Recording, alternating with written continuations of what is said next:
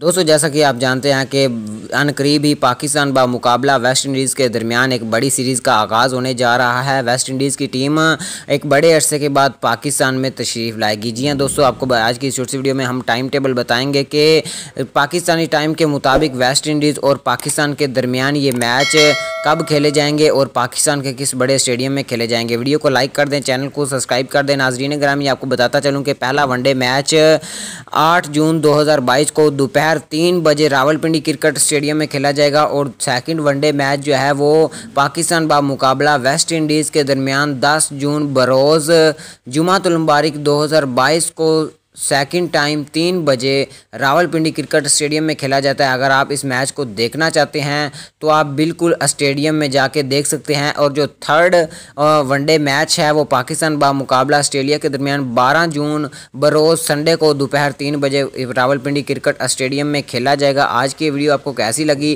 Comment box में हमें ज़रूर बताइएगा। मज़ीद अपडेट देखने और सुनने के लिए हमारे चैनल को लाजमी से सब्सक्राइब कर दीजिएगा।